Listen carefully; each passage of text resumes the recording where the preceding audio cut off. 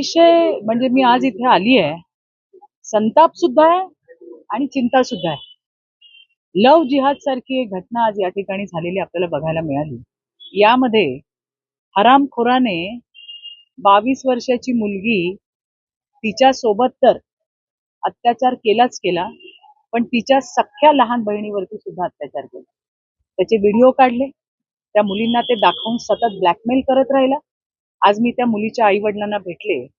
माझ्याकडे शब्द नाही आहेत. ते बोलत असताना आणि एक एक घटना सांगत असताना की कशा पद्धतीने मुलींना आपल्या जाळ्यामध्ये ओढून पूर्णपणे आपल्या कयात घेतल्यानंतर त्या मुलींचा गैरफायदा घेतला. ऐकताना सुद्धा आमचा जीव कापून निघत होता. त्या संदर्भामध्ये मी आज पोलीस स्टेशनला भेट घेतलेली आहे. पोलिसांनी गुन्हा नोंदवलाय. आई वडिलांनी बऱ्याच गोष्टी अजून सांगितल्या, ज्या येणाऱ्या दिवसामध्ये पुरवणी जबाबामध्ये सुद्धा पोलीस त्या ठिकाणी घेतील.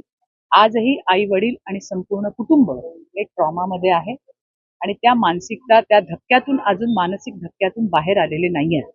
त्यामुळे पोलिसांनाही आम्ही विनंती केली आहे की थोडा वेळ देऊन जसं जसं काही घटना आठवत आहेत त्या घटना त्या स्टेटमेंटमध्ये आल्या पाहिजे आणि पोलिसांची सुद्धा तशी भूमिका आहे.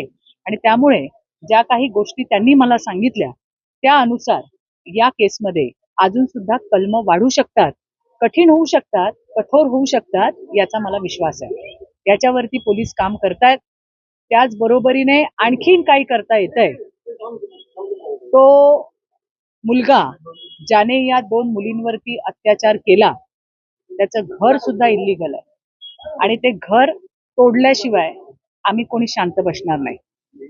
अशा पद्धतीने ही विकृती फोफावताना या डहाणूमध्ये, पालघर जिल्ह्यामध्ये दिसतीये. ही तर एक केस झाली. याच्याशिवाय आज दुपारीच दुसरी केस आली, ज्यामध्ये मी तुम्हाला हे दाखवतेय. हे बघा, हे उर्दू मध्ये काहीतरी लिहिलेलं आहे. हे बघा, हे बघा, हे बघा, हा कागद ज्यामध्ये उर्दूत काहीतरी लिहिलेलं आहे. हे पाणी टाकणार याच्यावरती आणि मुलींना प्यायला देतात, अशी तक्रार एका मुलीने केलेली आहे. त्याचा सुद्धा कॉग्निझन्स पोलिसांनी घेतलेला आहे. हे काय आहे, हे कसलं पाणी आहे, हे काय मंत्र आहेत की याच्यामध्ये काहीतरी गुंगी येण्यासारखं मिसळलेलं आहे.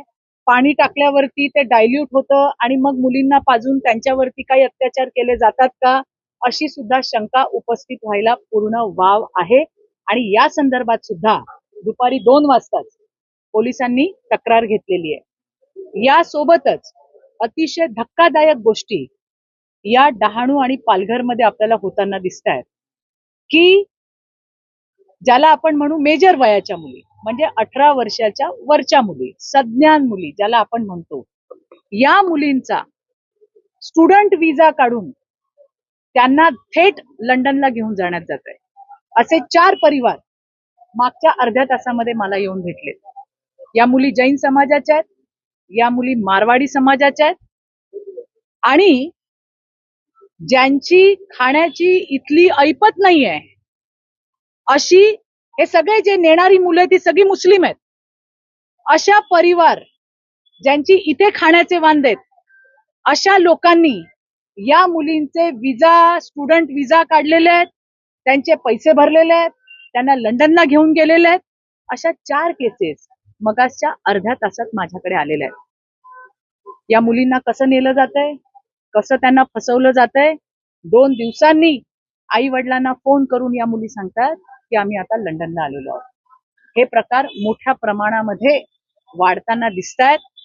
सज्ञान मुलींना आपल्या जाळ्यामध्ये फसवून त्यांना स्टुडंट विजावरती लंडनला घेऊन जाणं, युकेला घेऊन जाणं, अशा केसेस सुद्धा वाढत आहेत. याच्यावरती सुद्धा एक चांगला स्ट्रॉंग ऍक्शन प्लॅन असणं गरजेचं आहे. अर्थात प्रशासकीय पातळीवरती ज्या काही तरतुदी करायच्या आहेत त्या तरतुदी आम्ही नक्कीच करू. गुजरात राज्यामध्ये जे पालघरला लागून आहे त्या ठिकाणी जर अशा पद्धतीने इंटरकास्ट जरी मॅरेज होत असेल तर कलेक्टरांकडनं त्यांच्या पालकांना कळवण्यात येतं की अशा पद्धतीने तुमचा मुलगा आणि मुलगी लग्न करते. पण महाराष्ट्रामध्ये ती तरतूद नाही आहे. येणाऱ्या दिवसामध्ये राज्याच्या सन्माननीय मुख्यमंत्री साहेबांना मी ही गोष्ट त्यांच्या लक्षात आणून देणार आहे. कारण आज बोर्डीमध्ये किंवा पालघरमध्ये जी कॉलेजेस आहेत त्याच्यामध्ये जर तुम्ही नीट सर्वे केला तर 70 ते 80% मुलं ही अदर स्टेटची आहेत आणि इकडे येऊन इथल्या मुलींबरोबर संधान करून त्यांच्यासोबत कुकर्म करून किंवा या मुलींना लंडनला घेऊन जाण्याची जी मोडस ऑपरेंडी या आपल्या राज्यामध्ये विशेषतः पालघर जिल्ह्यामध्ये चालू आहे ती कशा पद्धतीने खंडित होईल याच्यावरती सुद्धा येणाऱ्या दिवसामध्ये आम्ही त्या ठिकाणी काम करणार आहोत.